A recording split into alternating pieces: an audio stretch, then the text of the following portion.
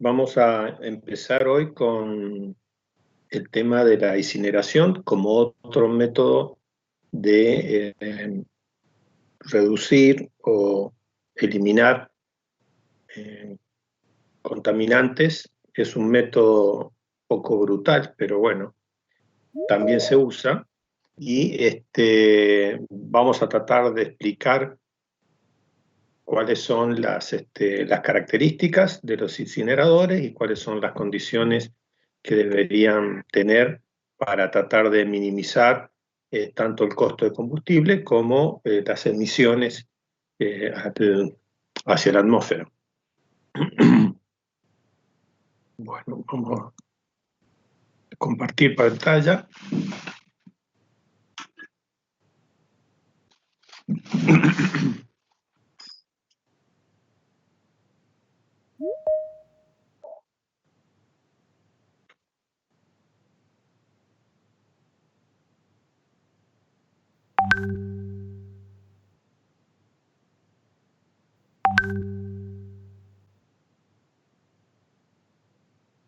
Vamos a esperar que están ingresando todavía algunas personas.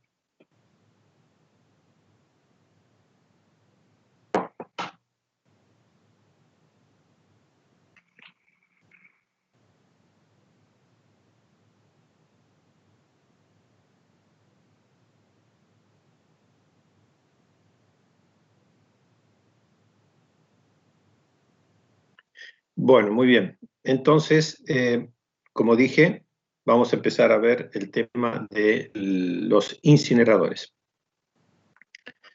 Bueno, como estaba diciéndoles recién, la combustión se usa para controlar emisiones de compuestos orgánicos del proceso industrial. En general, si uno entrega una temperatura suficientemente alta y un tiempo de residencia adecuado, ya vamos a ver que esas son dos de las variables importantes, cualquier hidrocarburo puede ser oxidado y se convierte, si todo está bien diseñado, en dióxido de carbono y agua.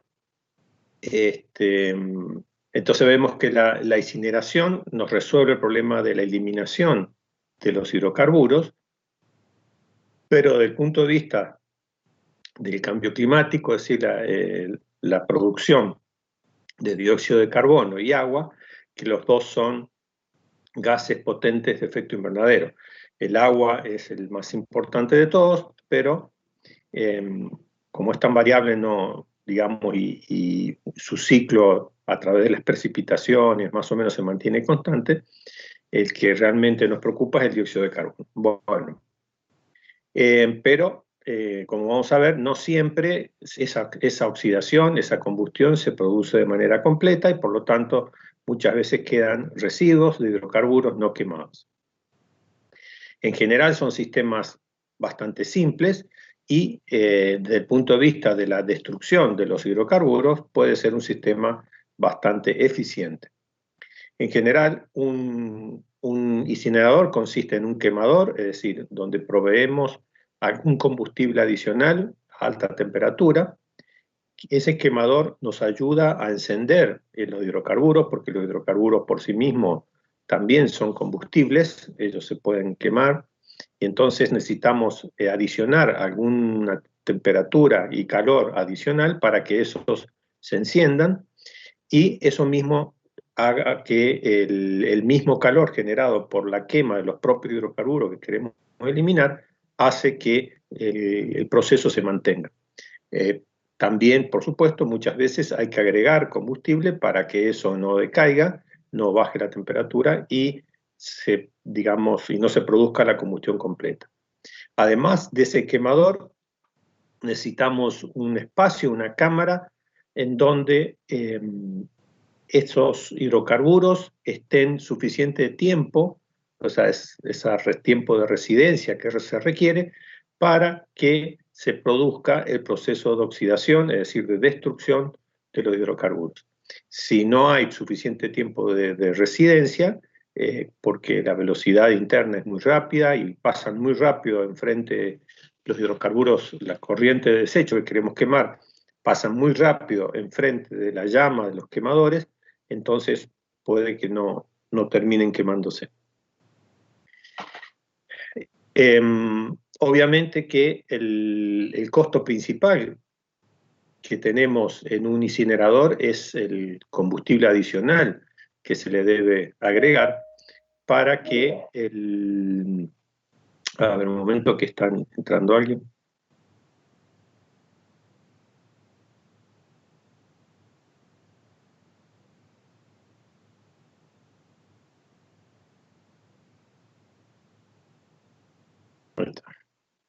Bueno, entonces, como lo decía, el diseño de un incinerador es, digamos, el objeto principal es tratar de reducir, minimizar el combustible adicional que yo tengo que agregarle para mantener el proceso activo, y por otro lado, asegurarme que esa corriente de desecho que estamos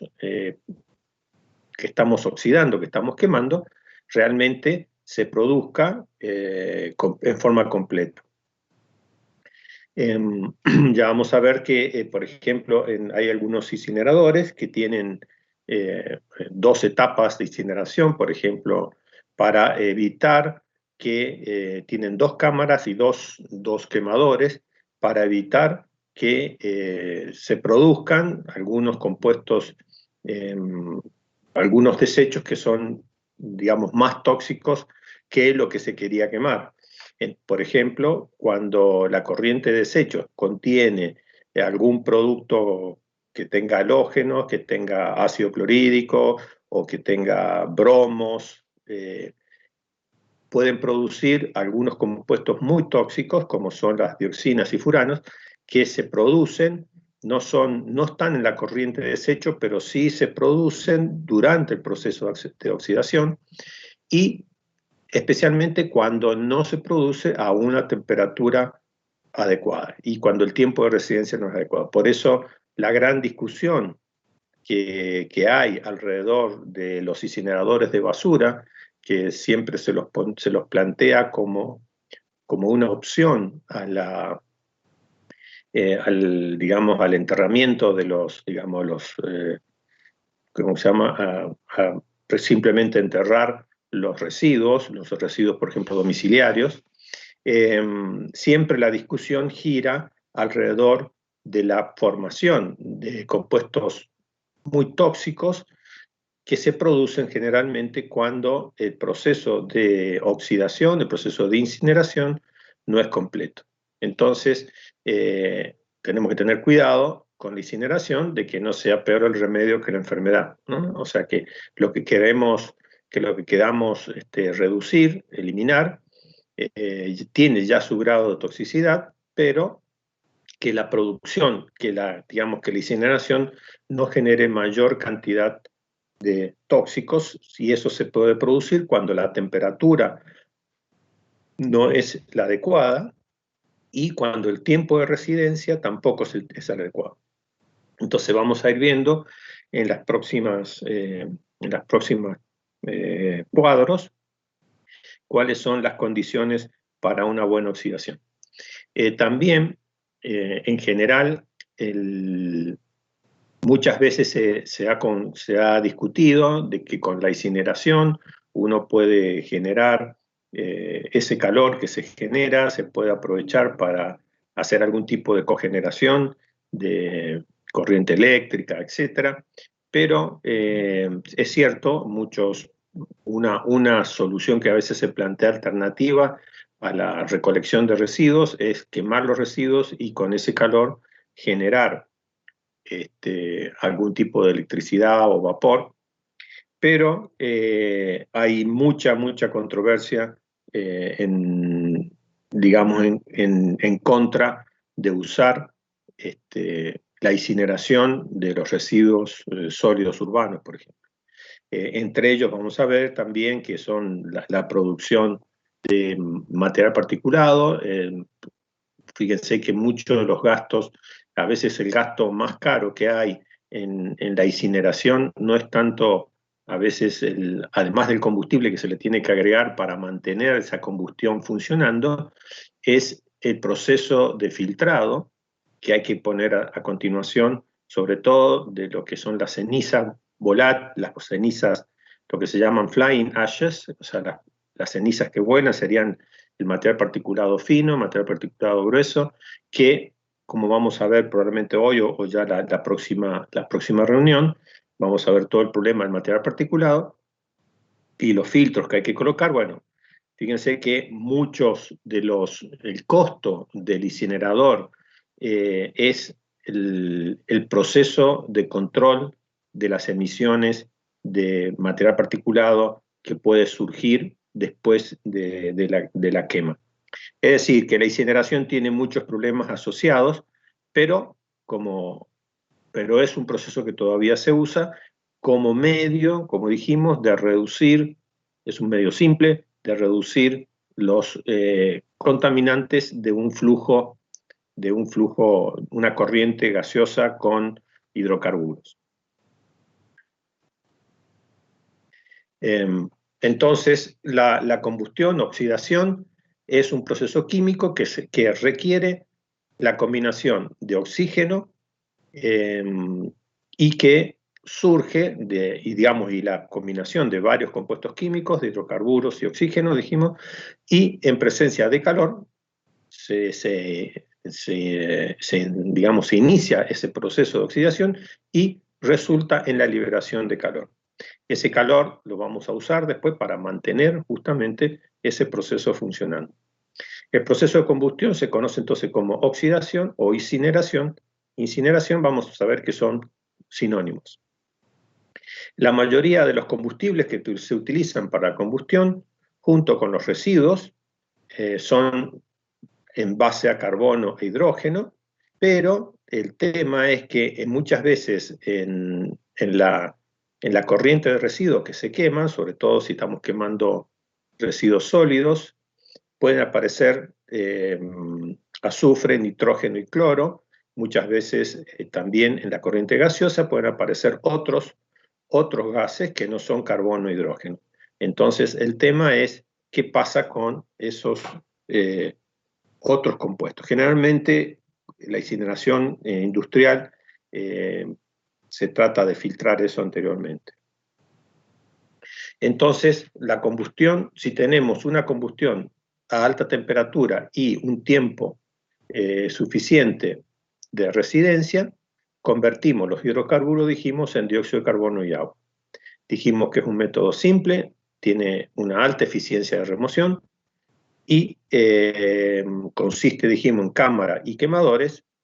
Y el problema es cuando tenemos combustión incompleta porque pueden aparecer, sobre todo el azufre, que es muy común en los procesos industriales.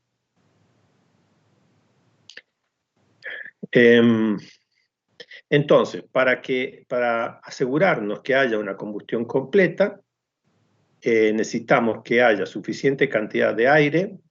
Vamos a ver que hay una cantidad específica que hay que agregar. Ya vamos a ver que si se agrega más aire del que se necesita, también no es bueno agregar mucho más aire. Un poquito más sí, pero no más que lo que hace falta, ya lo vamos a ver. Debemos poner entonces en contacto el combustible, el oxígeno, y de manera que cumplan esos 3 puntos que están ahí mencionados. Una temperatura alta, suficiente para producir el encendido de la mezcla, porque si simplemente mezclamos el residuo con oxígeno, a temperatura ambiente, por ejemplo, no pasa nada. Entonces cada mezcla de combustible tiene su propia temperatura de ignición, tiene su propia temperatura, y por lo tanto tenemos que asegurarnos que dentro del incinerador tengamos esa temperatura adecuada.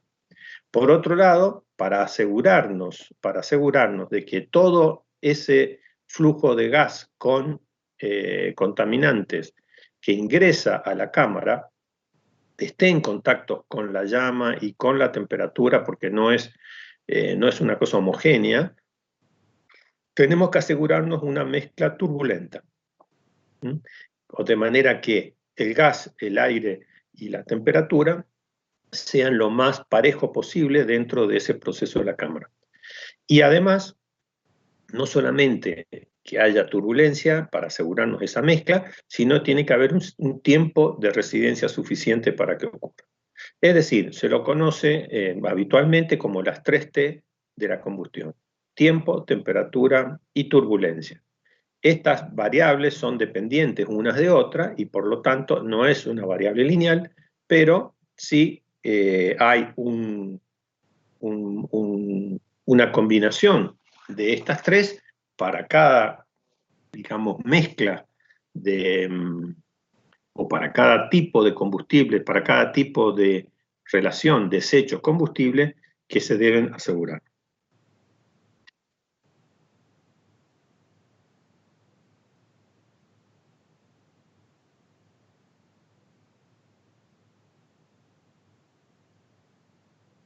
¿Qué pasó acá? Se me borró una. Raro.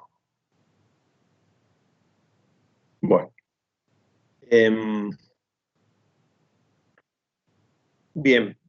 Entonces, ahora, veamos el proceso de ignición, o sea, de inicio de la combustión, se logra, dijimos, mediante la adición de calor para acelerar el proceso de oxidación.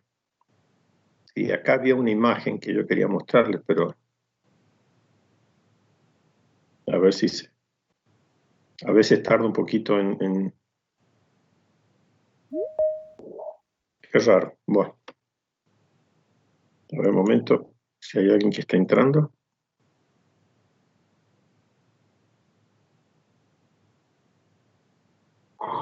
Sí, sí, sí.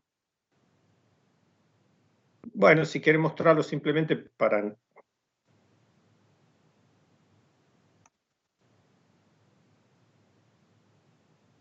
En el slide 7, sí.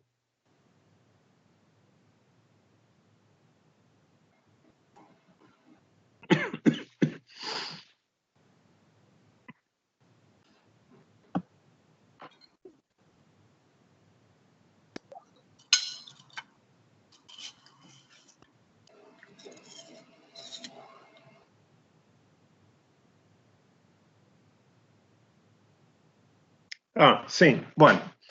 Sí, pensé que era algo más... Bueno, acá fíjense, tenemos entonces un poco la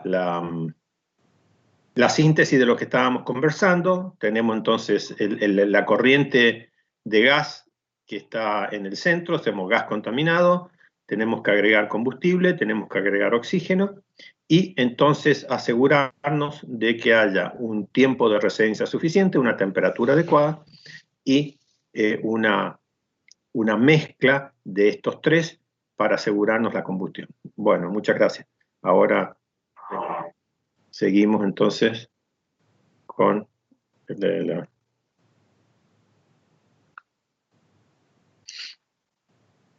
Muy bien. Entonces, vamos a empezar a ver ahora el tema del inicio de la combustión, la ignición. Se produce mediante el agregado de calor, de manera de producir, de que esa mezcla empiece a quemarse.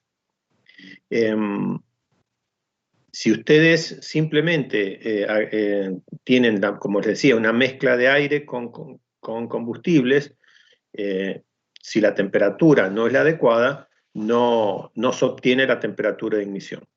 Después vamos a ver justamente que se definen los niveles, los límites de explosividad, el nivel LEL, digamos, límite de explosividad, para cada combustible tiene un valor adecuado, en donde por debajo de esa temperatura, digamos, o si se entrega la cantidad de oxígeno suficiente, se produce la incineración. Después, si nos vamos por arriba, si colocamos demasiado combustible y no hay suficiente oxígeno, bueno, la combustión también la llama también se va a apagar por falta de oxígeno. Así que, digamos, si ponemos mucho aire digamos que en general la mezcla también se puede apagar porque baja la temperatura. Entonces hay una combinación adecuada. Entonces cada mezcla tiene una temperatura de ignición a la cual yo tengo que llegar adicionando algún tipo de combustible que me caliente la mezcla. Entonces yo tengo que calentar esa mezcla de aire y residuos al valor adecuado para que se produzca la ignición de la mezcla. Justamente entonces dice que justamente al calentar gradualmente esa mezcla que tengo de aire y combustible, comienza a producirse, a aumentarse la velocidad de reacción, y como es exotérmica, libera calor, entonces ya ese calor que está produciendo la misma mezcla de aire con combustible es la que después mantiene digamos, la reacción y ya no depende de esa fuente de calor externo. Pero normalmente un incinerador está proveyendo en forma permanente de combustible a fin de mantener esa temperatura, porque puede ser que la corriente gaseosa de residuos pueda venir con una mezcla variable y por lo tanto por ahí puede decaer la cantidad de combustible que está ingresando y por lo tanto hay que estar regulando eso en forma permanente. Una vez entonces que esa mezcla se enciende, comienza a liberar más calor del que se pierde por disipación o simplemente porque el aire caliente sale hacia adelante, o sea, sigue su camino hacia la chimenea, y por lo tanto esa temperatura en el interior se va también, o sea, por eso tiene que ser totalmente, digamos, adicionando calor para que esa mezcla no se enfríe. Bueno.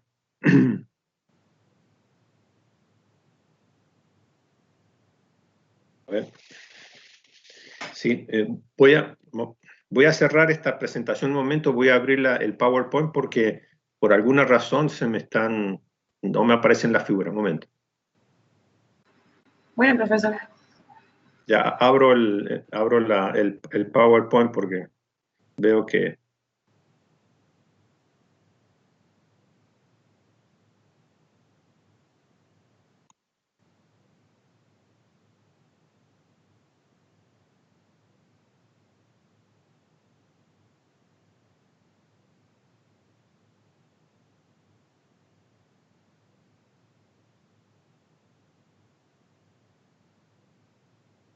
Lo que pasa, ya sé lo que ha pasado, es que esta presentación la convertí con otro y no con el otro conversor de PDF, y me parece que ahí ha sido el error de... Acá estamos. Bueno. A ver si lo pongo modo pantalla.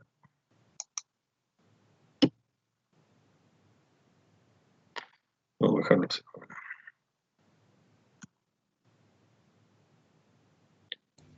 Aprovecho para hacerle una consulta sobre Sí. incineración de residuos. Sí. La controversia viene a darse por la falta digamos, por la desconfianza en los sistemas de control de las emisiones en esta cuestión supongo que se refiere al waste to energy, digamos. Sí, o sea... ¿Cuál es la controversia puntual? O sea, porque si se generan todos esos posibles sustancias contaminantes que se emitan a la atmósfera, pero si están los sistemas de control o no son eficientes. Sí, o sea, por un lado, digamos, si uno lo ve desde el punto de vista de la eficiencia ambiental general, ¿no es cierto? Siempre quemar cosas es como un último recurso, ¿no? O sea, veámoslo desde el punto de vista primero más, digamos, global al problema, más general. Si yo estoy quemando materia, es porque, digamos, tengo una pérdida de valor de lo que estoy quemando. Entonces, quizás lo que estoy quemando puede tener otro valor cuando lo reciclo o cuando, no sé, lo convierto a otra sustancia que me pueda servir, etcétera. Es decir, ese sería el primer punto crítico, ¿no? Así que es como que la quema, es como decir, bueno, es el último argumento que tengo, ¿no? Bueno. El segundo punto es que el proceso en general de combustión, si vamos al punto de lo que vos estabas mencionando, del sistema de control, sí, o sea, tenemos que, en general, los incineradores, por ejemplo, de residuos domiciliarios,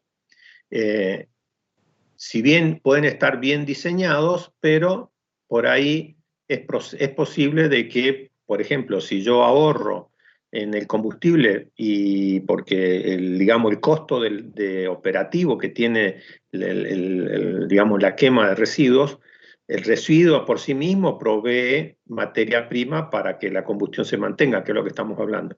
Pero normalmente, como estamos diciendo, hay que agregarle mayor combustible, un poco, porque normalmente se usa gas natural, para agregar esa y mantener la temperatura correcta. Bueno, entonces, después, si yo no tengo, si no alcanzo las temperaturas, por ejemplo, para quemar las dioxinas y furanos tengo que superar los 700 grados, y eso generalmente se produce en una cámara de postcombustión, una segunda cámara de postcombustión.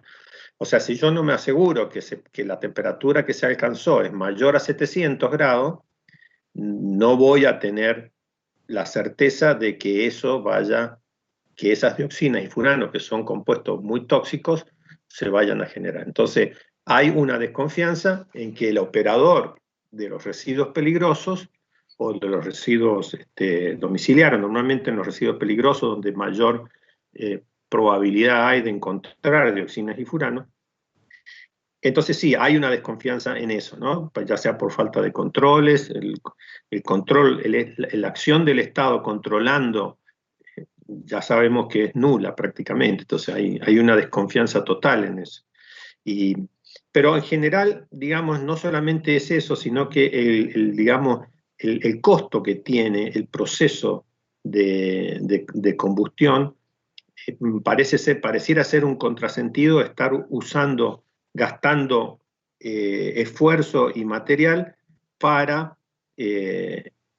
sacarse de encima material que quizás podría ser reciclado, composteado, qué sé yo, otros alternativas. Ese es un poco el argumento que hay detrás de todo esto, ¿no? Y en general, digamos, hay mucho miedo por todas las emisiones que se emiten a la atmósfera a través del material particulado y estos gases como la dioxina y los furanos y otros, ¿no?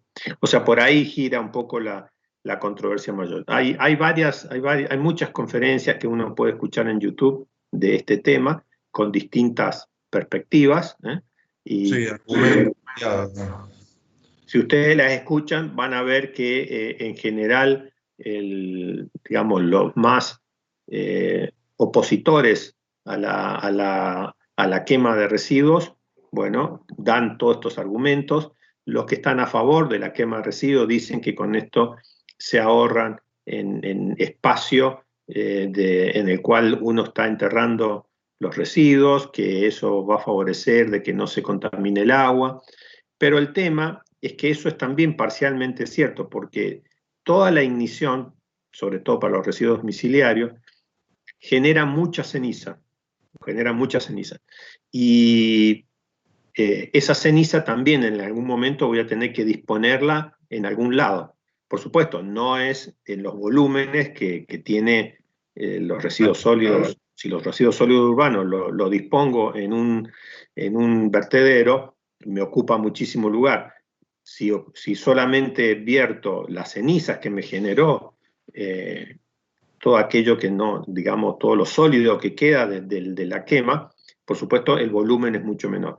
Eso es por eso, por ejemplo, en Europa se usa mucho la incineración de residuos, justamente para no usar tanto terreno en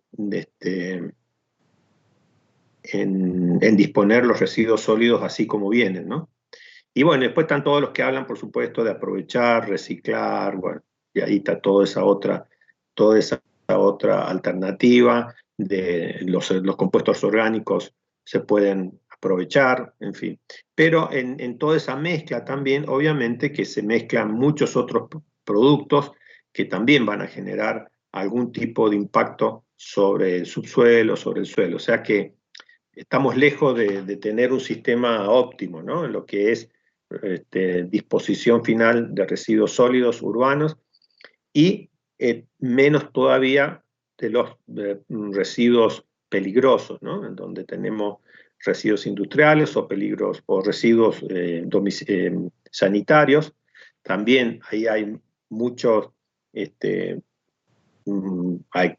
por ejemplo, para los residuos sanitarios, la incineración de alguna manera es una solución porque estamos quemando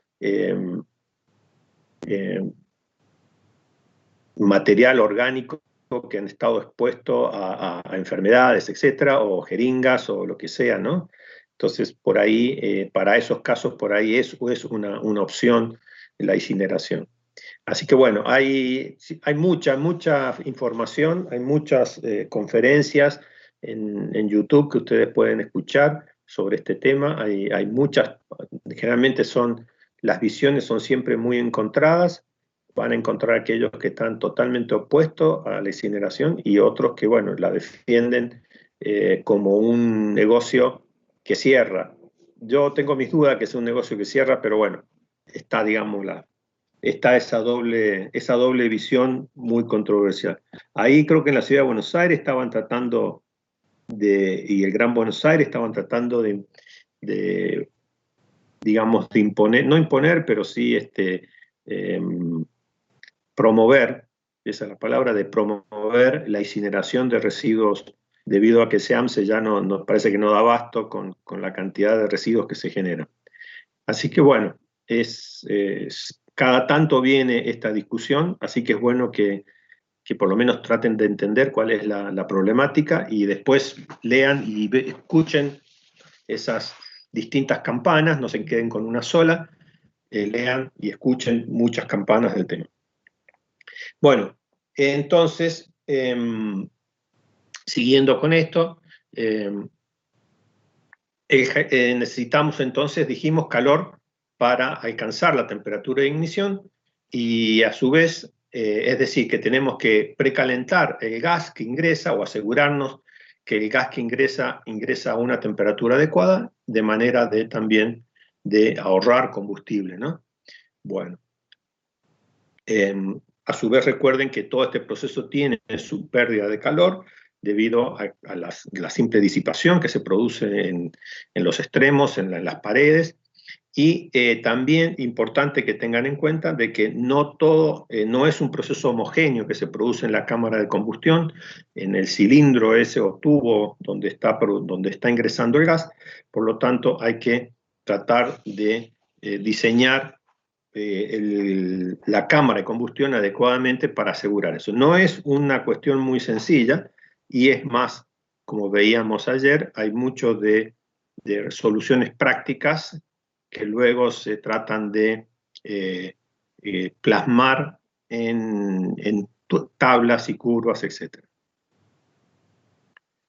Bueno, temperatura y tiempo de residencia. Seguimos entonces insistiendo con el mismo tema. El tiempo de residencia en la cámara y la temperatura afectan la combustión casi de la misma manera que temperatura y presión afectan el volumen de un gas. O sea, lo que quiere decir esto entonces es que son dos variables que están interactuando entre sí. Si aumentamos una de ellas, supongamos si aumentamos la temperatura, por lo tanto podemos reducir el tiempo en que está el gas en la cámara. Recuerden que es un flujo de gas que pasa por esa cámara a, qué sé yo, 3, 4, 5 metros por segundo, es decir que supongo que va a 3 metros por segundo y quiero que esté 2 segundos o medio segundo, entonces uno ya más o menos tiene la idea de los tamaños que tiene que tener ese tubo manteniéndose a una temperatura adecuada. Entonces, si yo aumento la temperatura, puedo tener un tiempo de resistencia más corto, con lo cual me ayuda a tener un sistema de combustión más pequeño. Pero me sale más caro porque tengo que inyectarle más combustible, más gas natural, por ejemplo, para asegurarme de que esa temperatura alta esté siempre presente. Por otro lado, si yo hago una cámara más grande, antes que salga por la chimenea, me permite bajar un poco la temperatura porque me aseguro de que el gas que está dentro, que está pasando por esa cámara, tiene tiempo de oxidarse. Entonces, siempre estos van asociados uno con el otro. Entonces, como estamos diciendo, la elección de cuál es la temperatura adecuada y cuál es el tiempo adecuado va a depender también de consideraciones económicas, como lo estaba diciendo. O sea, como estamos hablando, tiempos de residencias mayores implican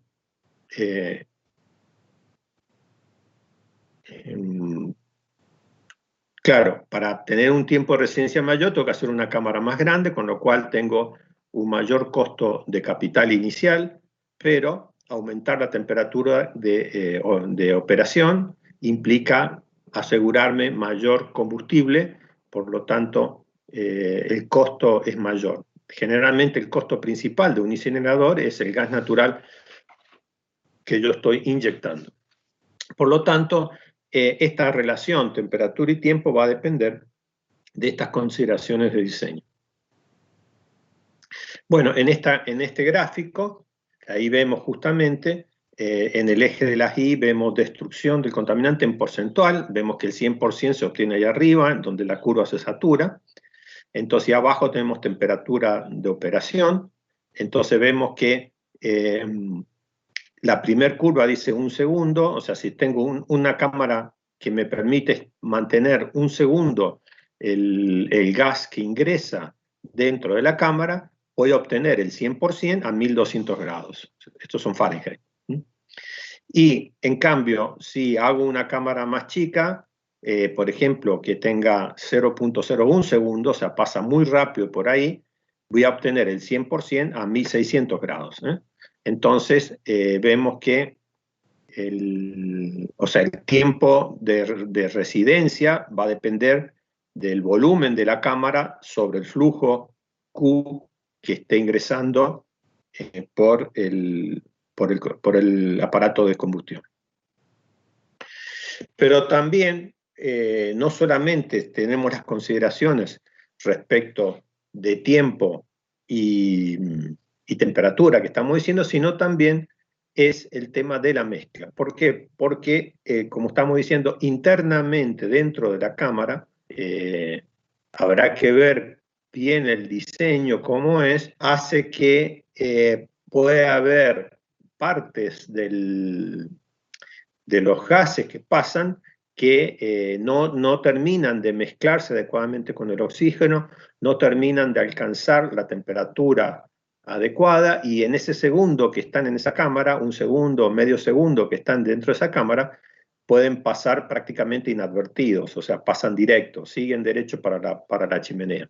Entonces, vemos que en la chimenea vamos a tener gas que sí se quemó, vamos a tener gas que se quemó bien, va a ser dióxido de carbono y agua, pero vamos a tener otra parte de ese combustible, de los residuos, los gases residuos que ingresaron, que no se quemaron. No se quemaron o no se quemaron suficientemente bien, no alcanzaron la temperatura adecuada.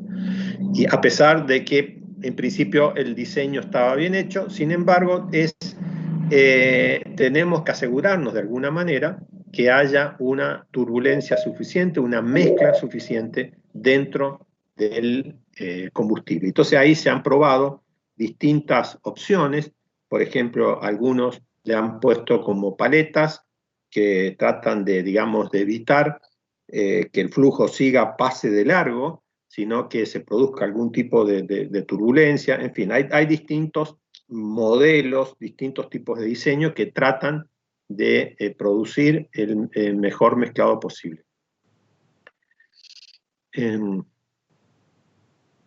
Bueno, acá simplemente estamos diciendo lo mismo, es decir, la necesidad de que la mezcla sea suficientemente buena para asegurarnos la combustión completa. Bueno, por eso es que también esa discusión de que estábamos diciendo recién, de las dioxinas y furano y todo lo demás, también se produce por esta situación, o sea que quizás las temperaturas son las adecuadas, pero si no tengo la mezcla, que todo el gas mezclado realmente se queme, se pueden producir esos gases tóxicos. Por otro lado, el otro problema que surge es que la medición de las dioxinas y furanos en la toma, en la punta de la chimenea, por decir de alguna manera, son mediciones que no son tan simples de realizar. Es decir, no existen aparatos continuos para medir dioxina y furano con buena certidumbre, y entonces hay que hacerse con tomas de muestras, y esas muestras después analizar en el laboratorio.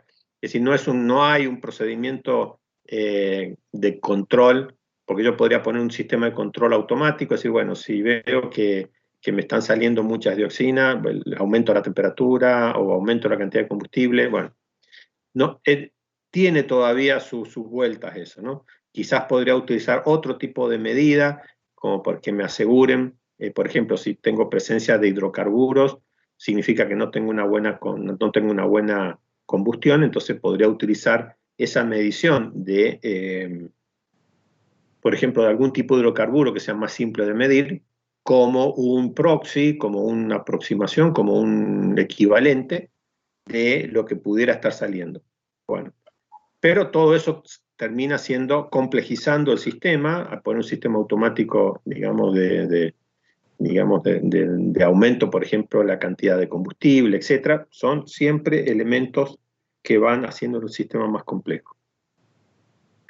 Bueno, entonces, hay distintas formas que se han tratado para producir para mejorar la mezcla del aire y los residuos. Entre ellos pueden ser unos deflectores, que son como unas pantallas, unas placas deflectoras, algunos que tratan de producir algún tipo de remolinado para que eso fuera... A ver, un momento que alguien quiere ingresar.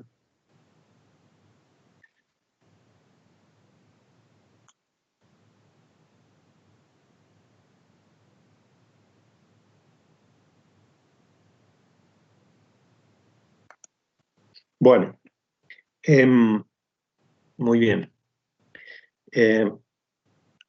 Entonces, tampoco, o sea, el proceso de mezclado también es un proceso práctico que, digamos, no es simplemente poner algunas obstrucciones a la entrada del quemador, digamos, sí, enfrente del quemador para asegurar la turbulencia, porque, digamos, si no recuerden que el proceso de mezclado no tiene que ir en detrimento de una temperatura uniforme de quema dentro del quemador. O sea que puedo producir una buena turbulencia, pero después no tengo una temperatura uniforme, entonces al final no estoy logrando lo que quiero. Entonces, por eso les digo que los diseños, si bien estos diseños ya tienen sus años,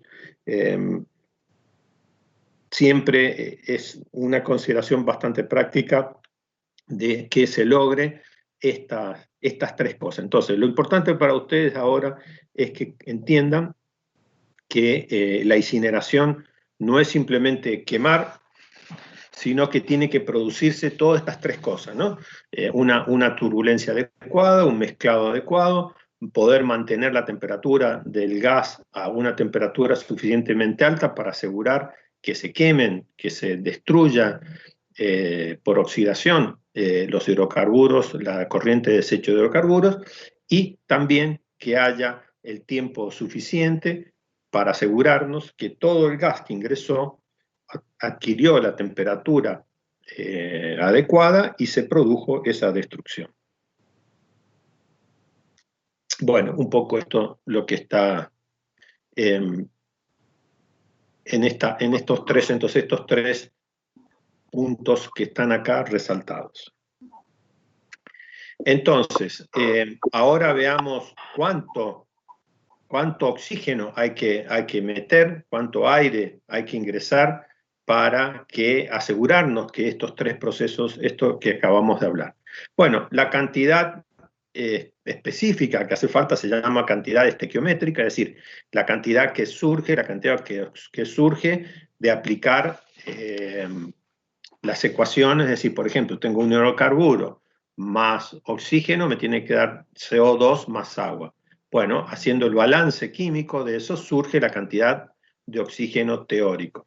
Normalmente se le agrega un poco más de ese oxígeno estequiométrico para asegurarnos que el oxígeno llega a todas partes, pero también si yo ingreso oxígeno en exceso a la cámara de combustión, lo que voy a producir es que se me enfríe la mezcla. Entonces, enfriar la mezcla significa que voy a tener que volver a echar más combustible para que esa mezcla vuelva a adquirir la temperatura que requiere.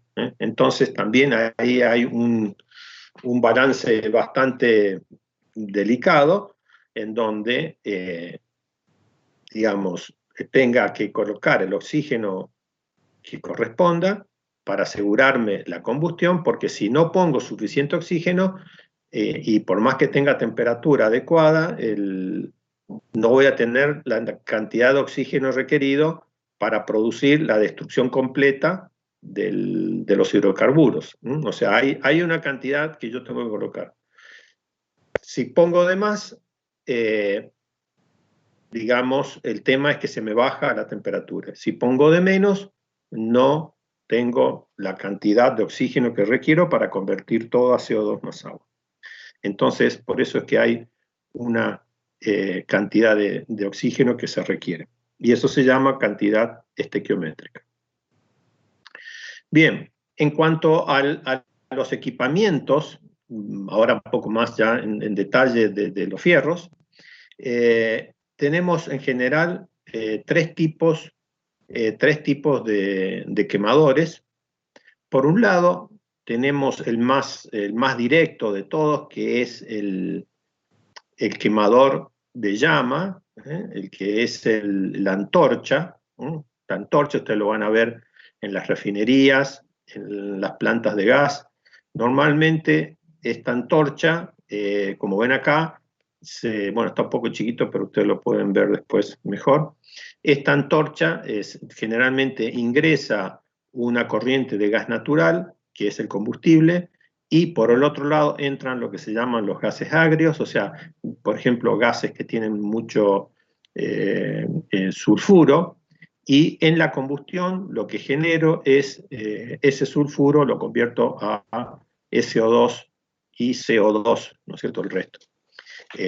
Aquí, como no tengo una cámara de combustión, entonces tengo que asegurarme que esa combustión sea instantánea y por lo tanto tengo que usar mucho combustible para asegurarme que la temperatura de la llama sea suficientemente alta. Cuando uno ve que la llama de las antorchas comienzan a tener un humo muy negro, me está dando la pauta, ¿no es cierto?, de que esa quema no es la que corresponde. Yo creo que ya les conté alguna vez que me tocó a mí hacer un estudio de impacto. No fue un estudio de impacto, sino más bien fue una denuncia que se produjo acá en Mendoza debido a que en la refinería apagaron la antorcha justamente porque estaba saliendo un humo muy negro y justo había una visita en la refinería del gobernador con no sé quién, y eso generó toda una nube tóxica de contaminación de sulfuro que produjo la hospitalización de muchas personas. Bueno, el juez federal de ese entonces me contrató para estudiar el problema y bueno, y justamente surgió que había sido por esto que le estoy diciendo, ¿no? Pero en su momento nadie sabía de dónde venía esta nube tóxica de sulfuro, si bien no era muy difícil imaginárselo porque la única fuente grande posible de generar tanto sulfuro era la refinería. Bueno, fue un proceso interesante, un proceso largo que terminó en la Cámara Federal, con audiencia, con juicio, así como en las películas, ¿no? Así, bueno, igual.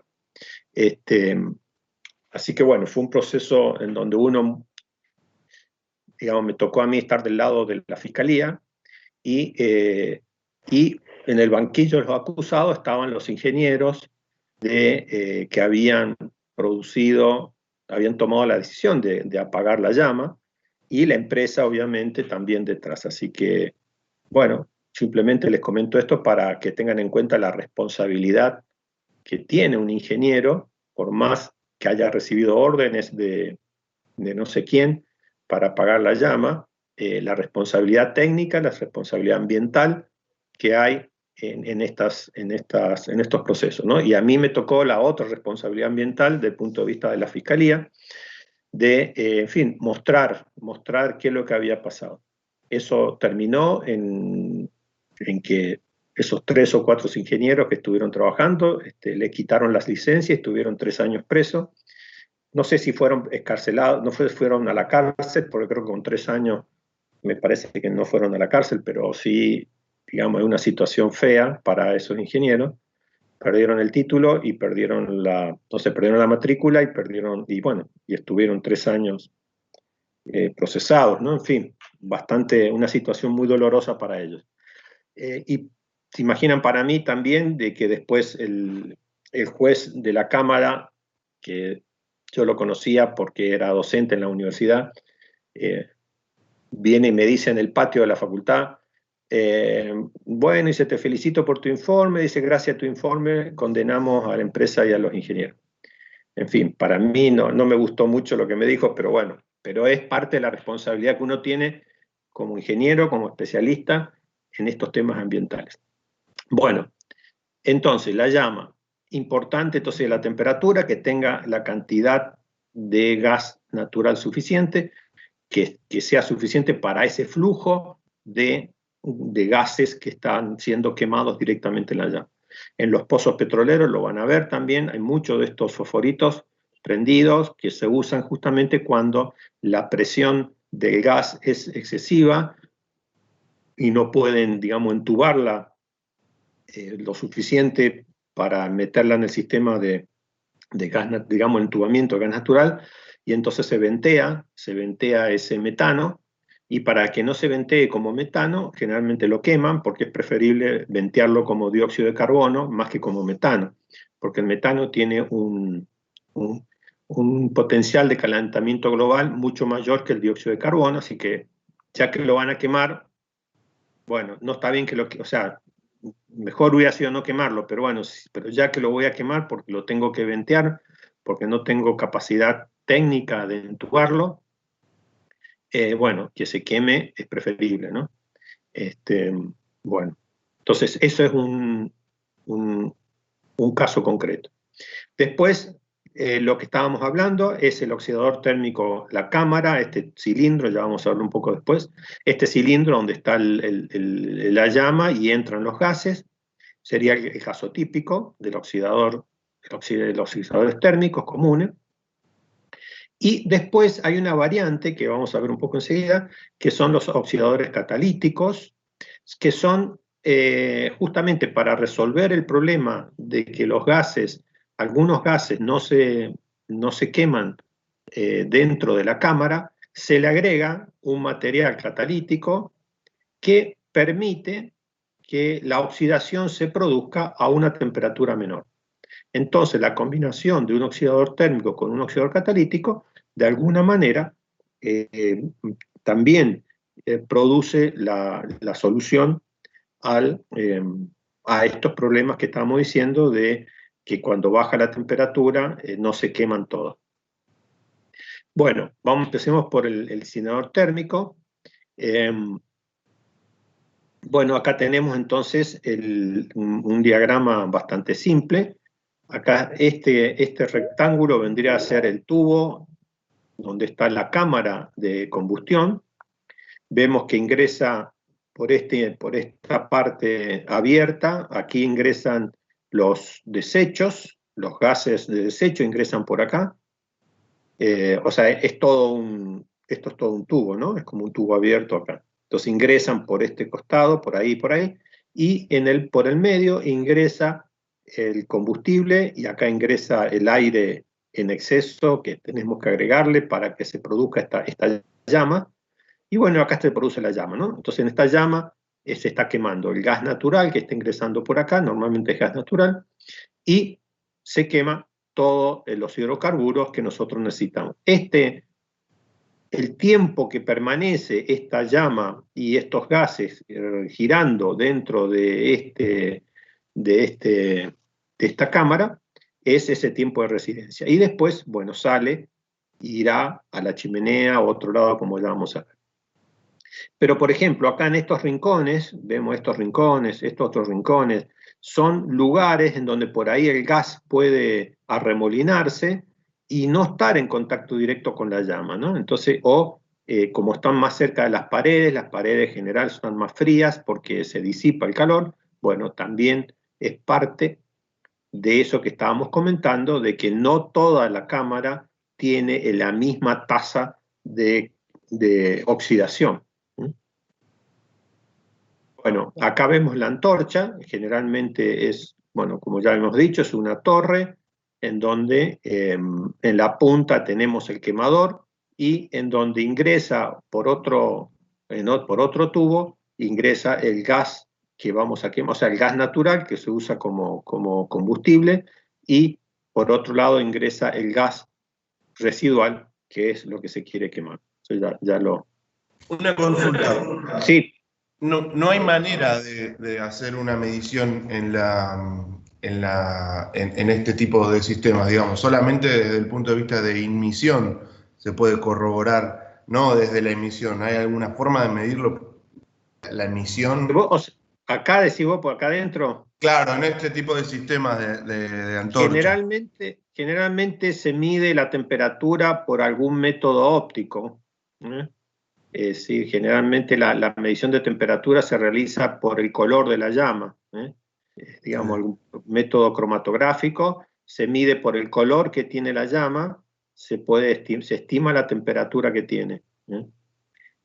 También supongo que se podrán poner, no estoy seguro de eso, no te sabría decir si se mide en forma directa acá adentro. Sí se puede medir probablemente cuando ya no está en contacto con la llama, se podrá medir la temperatura que sale donde está un poco más frío probablemente. No te sabría decir si se mide exactamente acá adentro, pero sí sé que la llama...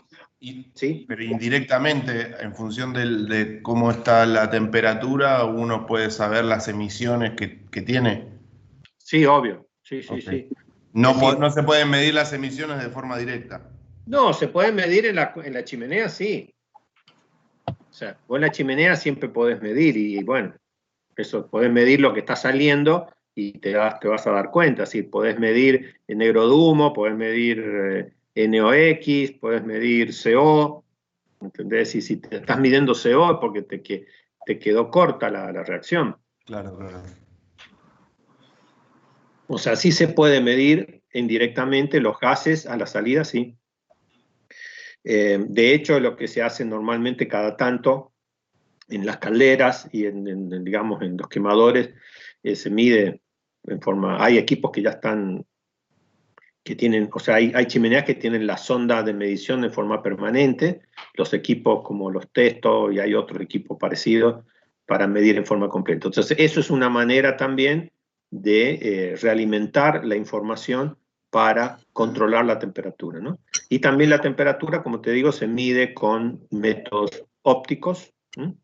Se puede medir la temperatura que hay. Acá, bueno, acá es más difícil, y acá simplemente es casi mirándolo, digamos, si yo veo que sale mucha nube negra, es porque me está faltando combustible o oxígeno para producir la quema como corresponde. Profesor. Sí. Consulta, en esos casos, ¿se sigue utilizando o se puede utilizar el método, creo que no me acuerdo bien el nombre, pero la escala de Ringelmann, o por la opacidad de la emisión? Sí, o sea, pero el de la opacidad es una manera de medir la cantidad de negro de humo que te está saliendo en el, digamos, por la chimenea, ¿sí? Sí, O sea, sería es otra decir, forma. para identificar si quedó incompleta la combustión. Sí, o sea, teóricamente no deberías, o sea, si la combustión estuviese perfecta, no debería salir negro de humo. El negro de humo, ¿qué es lo que es? Es black carbon, o sea, es carbono, son pequeñas partículas, aerosoles, que están conformadas por hidrocarburos, cadenas de hidrocarburos que no se han quemado, que se han producido en forma de aerosol. Ese aerosol está formado por gotitas de agua o vapor, que están también con hidrocarburos. O partículas, o sea, si ya son, digamos, cadenas un poquito más grandes, lo vas a ver en forma de, digamos, de polvo, ¿no? De polvo. Entonces, eso sería, el negro de humo sería la ceniza que te está saliendo, que te está soplando por la chimenea.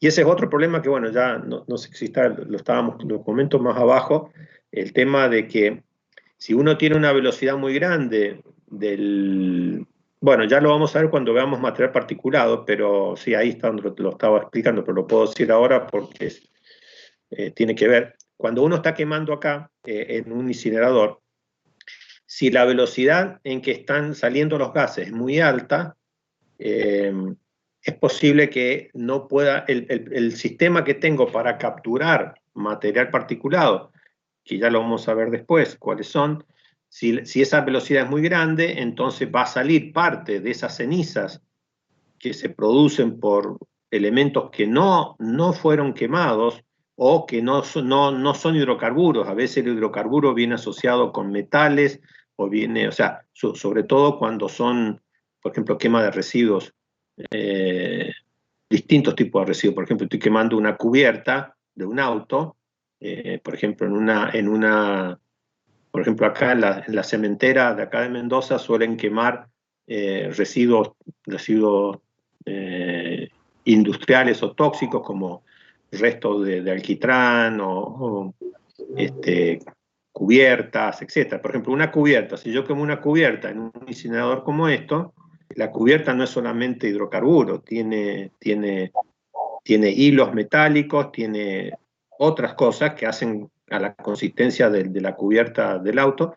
Entonces, ese metal no lo voy a convertir a CO2, ese metal queda, entonces cae y es parte de esas cenizas que yo voy a estar generando, ¿no? O sea, entonces hay muchas otras cosas que no son hidrocarburos, como por ejemplo, como les digo, metales, etcétera, que van a formar parte de esos residuos que quedan en el incinerador.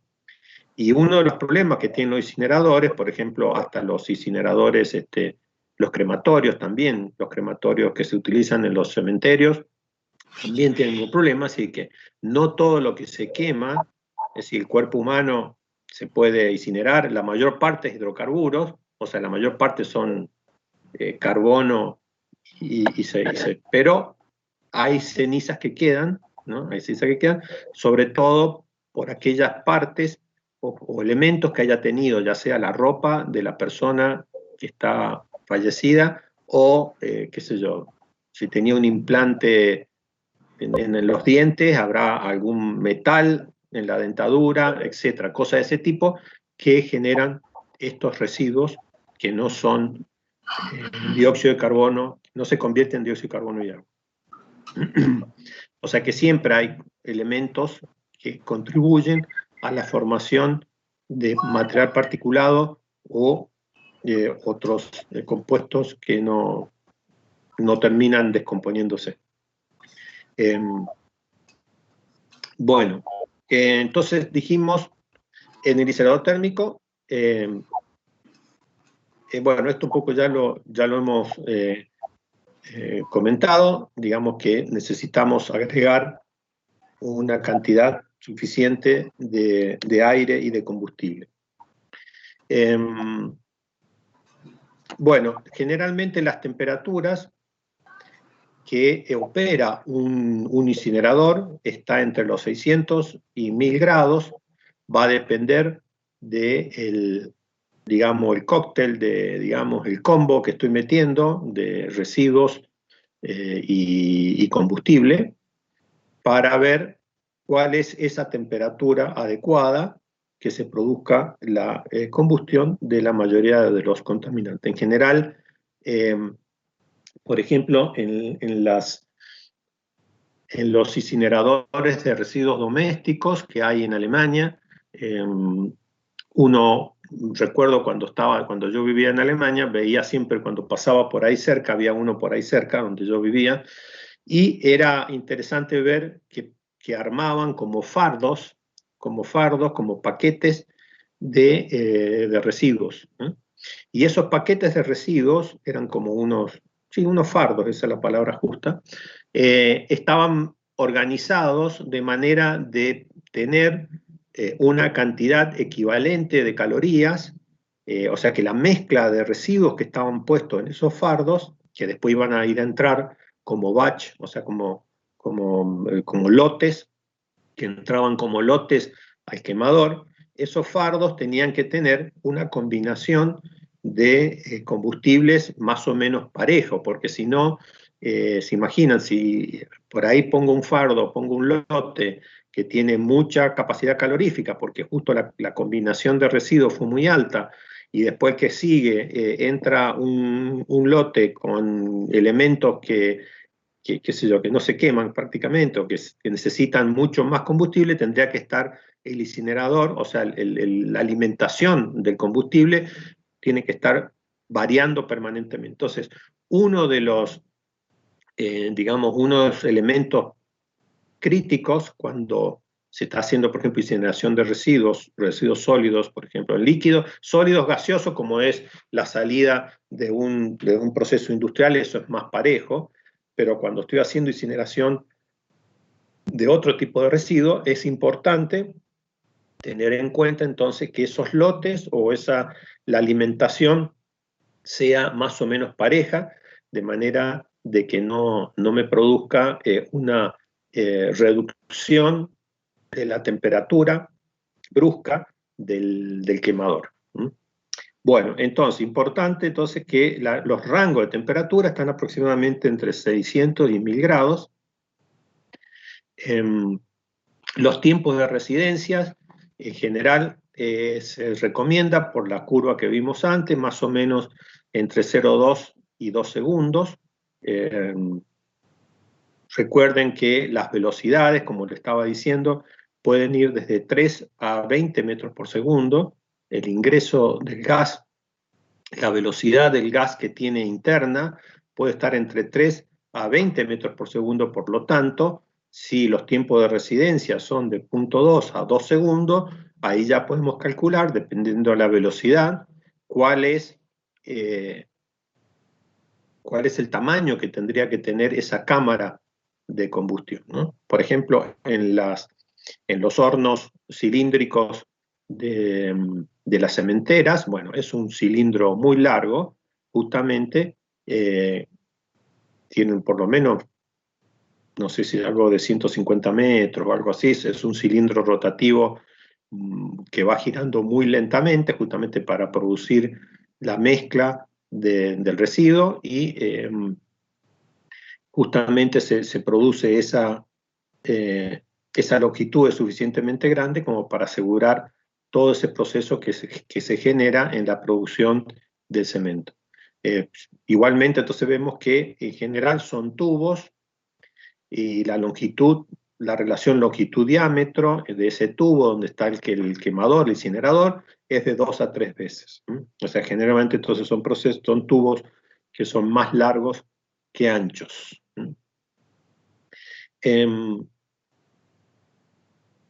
Bueno, la velocidad interna va a depender entonces de la cantidad de moles que se produce en la reacción y la temperatura. Bueno, acá está un poco lo que estábamos diciendo también. Se requieren también altas velocidades justamente para evitar que en la cámara se me produzca la sedimentación las partículas que se vayan generando, entonces se me va a ensuciar, se me va a tapar ese tubo en donde está generándose la cámara. Si esta velocidad es muy baja, se me empieza a tapar, se me empieza a rellenar las paredes con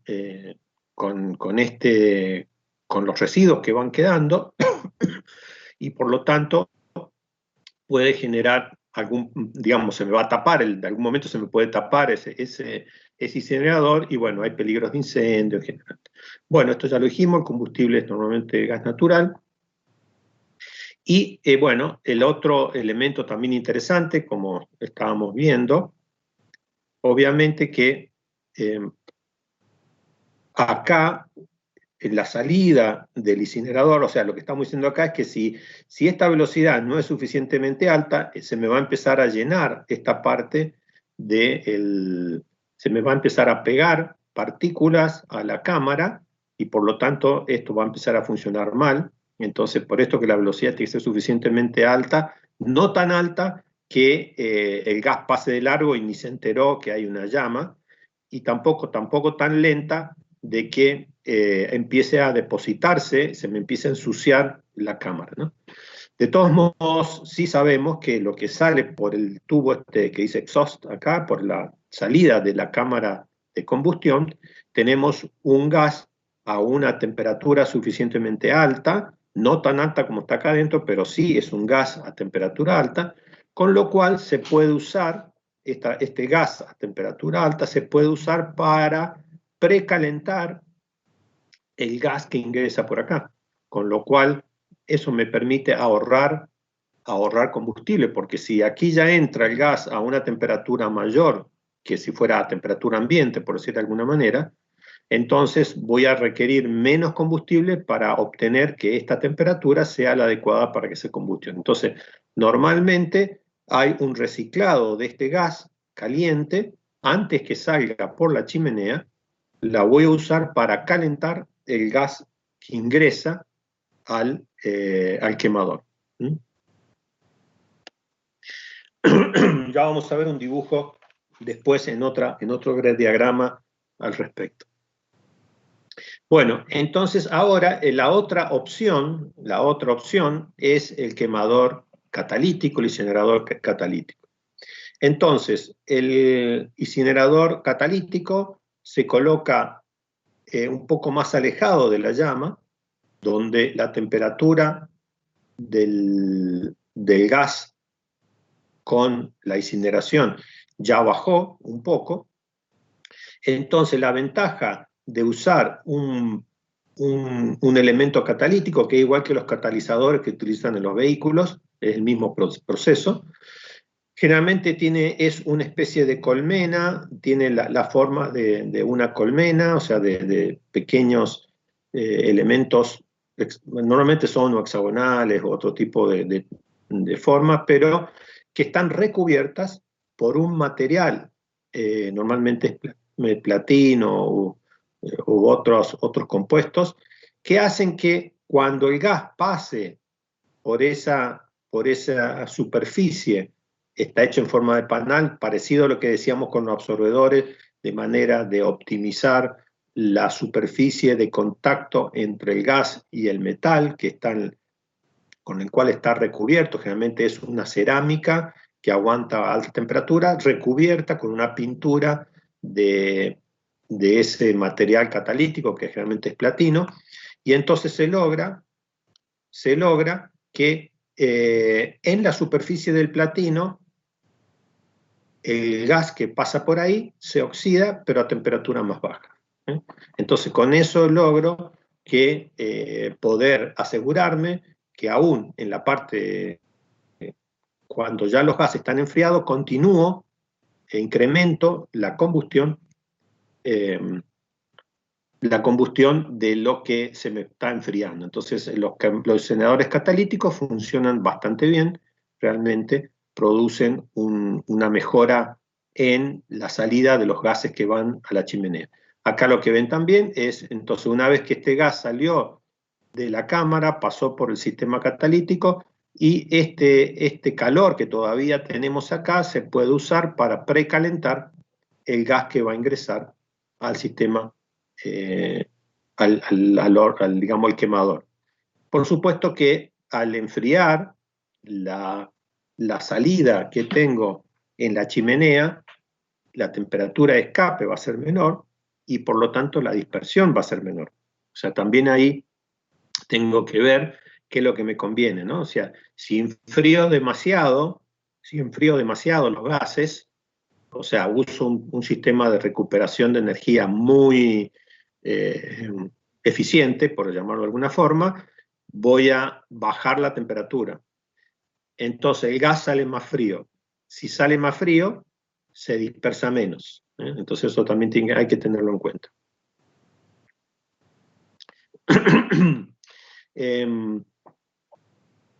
Entonces, el catalizador, la ventaja de usar el catalizador es que, por un lado, aumenta la velocidad de reacción, o sea, me aseguro la reacción en el sentido de que en tiempos más cortos puedo producir una buena oxidación. También permite que la reacción ocurra a una temperatura más baja. Permite que la reacción ocurra a una presión menor también. Reduce el volumen del reactor porque no tengo que hacer una cámara quizás tan larga y aumenta la conversión y rendimiento respecto de los productos que se producen. Obviamente que a costo de poner un elemento que si bien digamos, se puede recuperar el reactor catalítico, pero bueno, es un costo adicional. Tengo que colocar este catalizador. Es como los vehículos, el sistema es similar.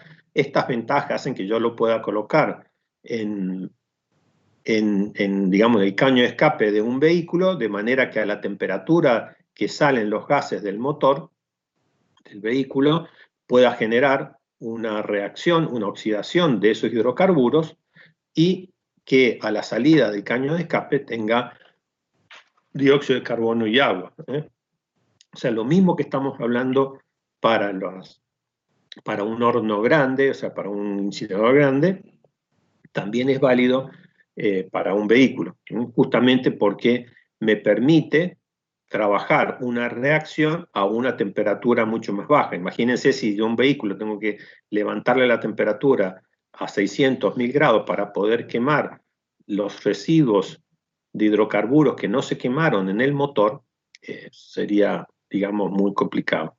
En cambio, con un convertidor catalítico, bueno, me permite bajar la temperatura y producir la reducción de los hidrocarburos y también de los óxidos de nitrógeno. Bueno,